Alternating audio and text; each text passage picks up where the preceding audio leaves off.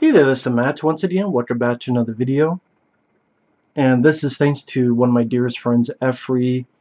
He had sent me the Blu-ray of the first Silent Night, Deadly Night, and now he sent me the Blu-ray to the second one.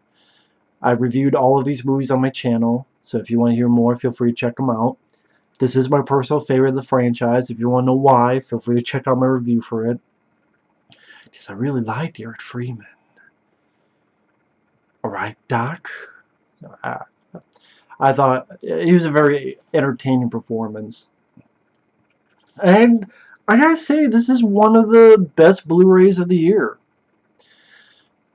Not, I didn't notice much of any mistakes. I thought the picture quality looked fine for this kind of movie. The sound, didn't notice any audio errors, which is sad that has to be appraised for that. Does have a reverse, but I always thought that was a lame cover. This is a much better cover. So whoever did the artwork, I thought did a really nice job. Wow, artwork that's actually better than the original. Rare, but in my opinion, true in this instance. Oh, that doesn't make sense. In my opinion, true. In my opinion, it is. And I do think it's a fun, entertaining movie.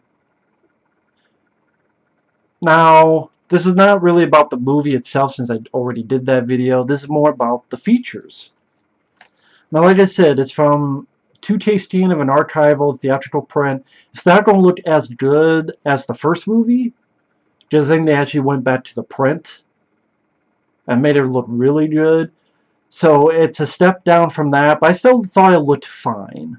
It looked perfectly fine to me. And sounded fine.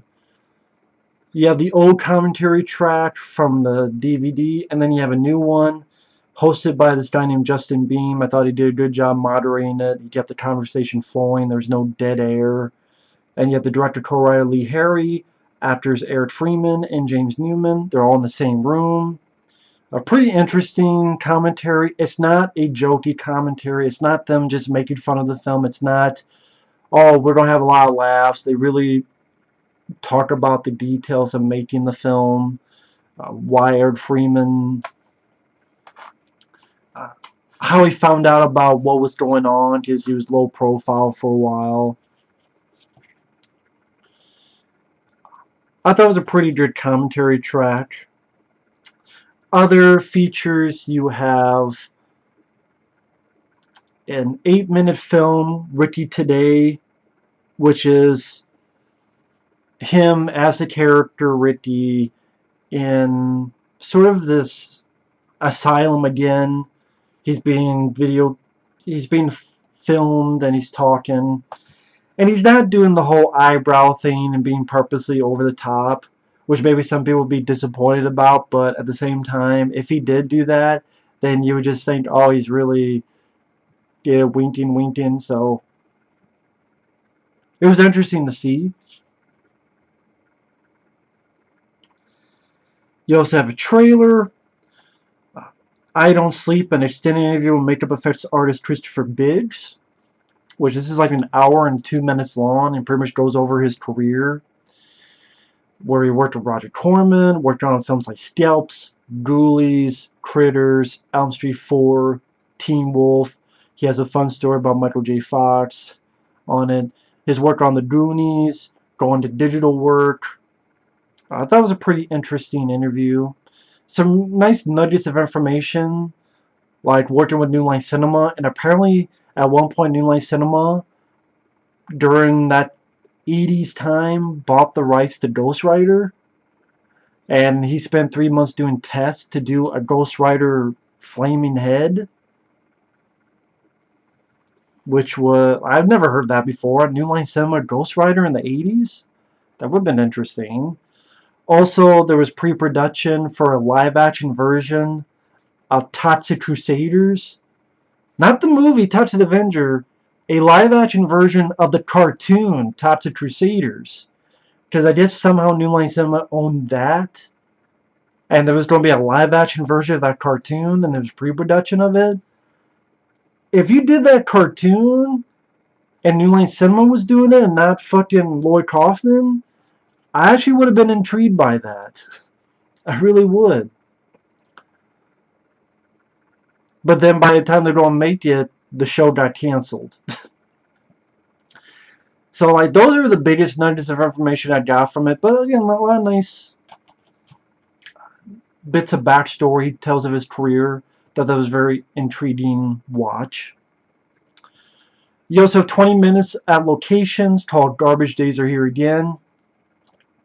I forget who the guy was, but Eric Freeman joins them. And that was cool because they go through what the location looked like nowadays.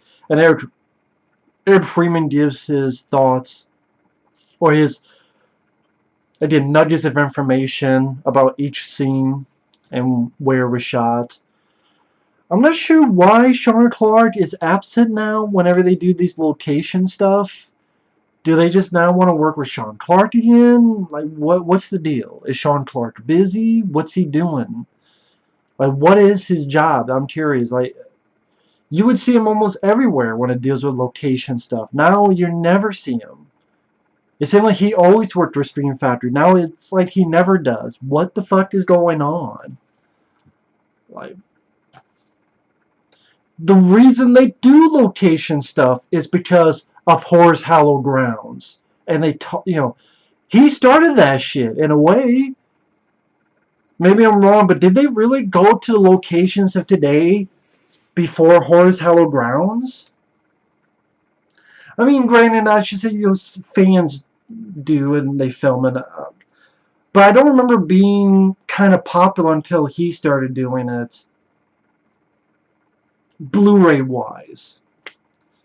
So I don't know what the fuck the deal is. But, I mean, that was still a really interesting watch. It's about 20 minutes long. It was cool. Eric Freeman looks the same. And he's ripped as fuck. I guess because he was a bodybuilder. Which I didn't know that. But that was pretty interesting. I'm going to keep using that word interesting.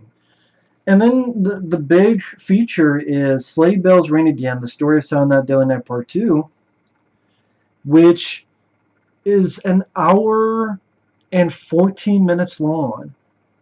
This has an over 1 hour long documentary. I did not expect that. And like Stream Factory, like what?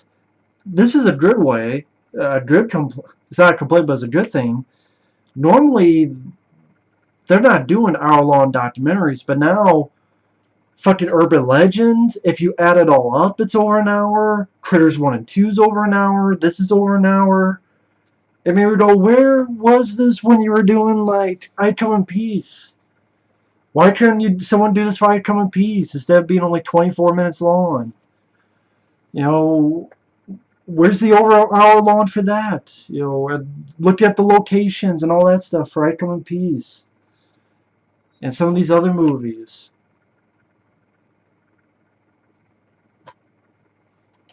But great, great feature. They interview a lot of people. Eric Freeman gets interviewed. The director gets interviewed. The James L. Newman, he plays the psychiatrist. Elizabeth Caton, who plays the female, I usually say female lead, who is his girlfriend in the movie.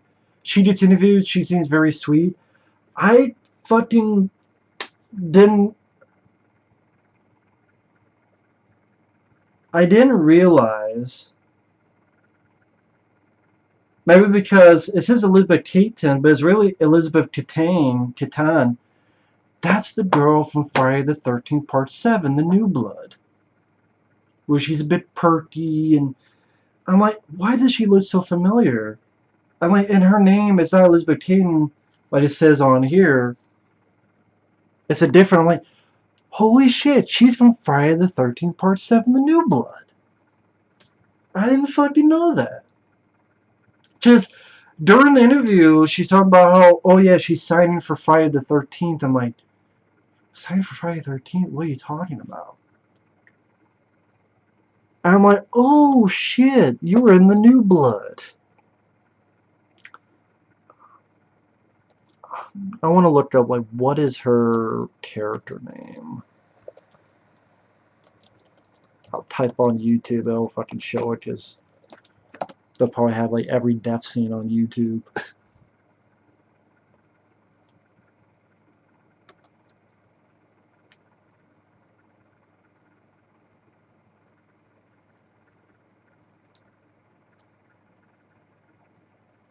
Maddie. No, wait, Robin. Shit. Yeah, I shouldn't have looked on here, damn it. I should have looked on fucking Wikipedia. Well, I still can. Fuck it. My video? Do whatever the fuck I want on my video.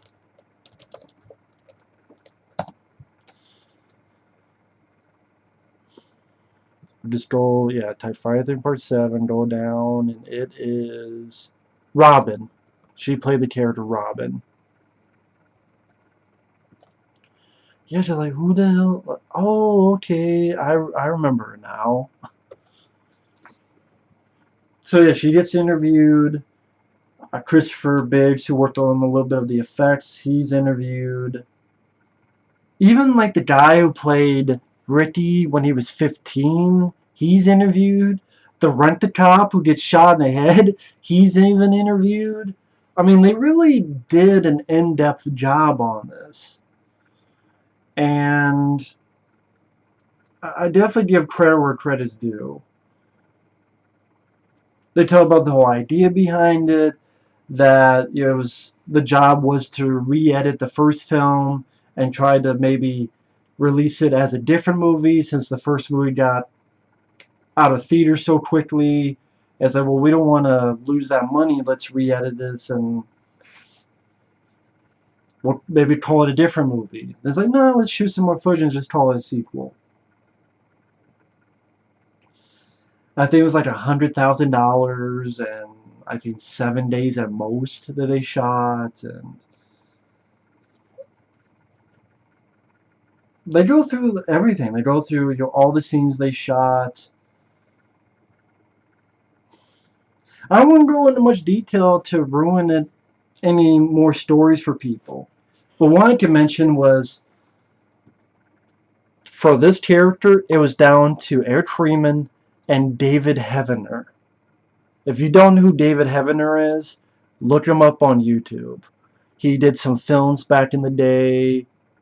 I always remember the one with the trailer. He's a cop with a big gun. I forget the name of the fucking movie, but I always remember that trailer. And I call the one guy psychiatrist, but he's pretty much a doctor. Because Ricky's like, fuck off, doc. Red car. Good point. And Eric Freeman seems like a really cool guy. Really, really cool guy. And I swear at the end of it, he says, I really want to thank the fans. The camera guy says, okay, we got it. Cut. It goes for like 30 seconds more, and you see him sort of looking off in the distance. I swear he gets a little bit teary-eyed. There's like a pause. And it seems sincere. I thought that was really nice. So, he'll never see this, but whenever I do like this, like, how's it going? It's because I really like what he does. I really like the performance. Some people do it to ridicule. Believe me, if I don't like someone, I'll fucking ridicule it. Like, I don't fucking like... What the hell? The new Predator movie. That piece of shit film and the people in that. I thought those guys fucking sucked. And their jokes and everything. You know, I can say I don't fucking like... Try to think of a fucking actor I don't like. I know there's ton. James McAvoy I don't like. I'm just not a fan of his. I'm not a fan of fucking... I'm not a big fan of Mark Wahlberg or Joel Kinnaman. I'm just not into those guys. And I'll talk shit. For the most part. I say the most part because Mark Wahlberg, there's a couple movies I don't mind him. The Italian Job for one. Pain and Gain for another. But a lot of stuff I see is garbage. This, I think, is a very entertaining performance. For what it's trying to be, I like it. So, yeah, I think this Blu-ray, if you're a fan of the film, I have no complaints about this. And trust me, if there's a complaint, I would give it. But I don't know what more you could have. You interview Eric Freeman, you interview the director, you interview a good chunk of the actors, because there were not that many new actors in it. Then you interview the actress who, again, I just realized watching it, God, she was in Friday 30 Part 7, that's right. You interview the doctor guy, it's over an hour long, so it's in depth. You look at the locations, commentary, which doesn't suck. There's also a trailer for this thing called Finding Freeman. I don't know what the hell that is, or if that's the end of release. The trailer didn't really say much about what it is, but yeah, it was, I guess there's a trailer for a new documentary on him called Finding Freeman. Again, I don't know what the hell it is. If someone can let me know what that is, feel free, but I'd give it a watch. And yeah, I can't give this enough praise. I really enjoyed it. Was not disappointed in the slightest. And Stream Fighter didn't drop the ball in this. I gotta say, artwork is good. The features are well done. The picture looks fine. The audio is fine. All around, doesn't disappoint. And again, you know me. If it disappointed, I'd fucking say it. Serpent the Rainbow Blu-ray, that's a fucking disappointment. I love that movie, but that's a fucking disappointment.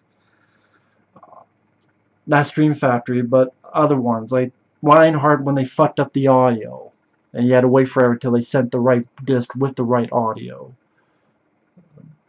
That Nameable, it was nice to see on Blu-ray, but it had a couple issues. But, I did that video. This one, yeah, can't praise it enough. Thanks for...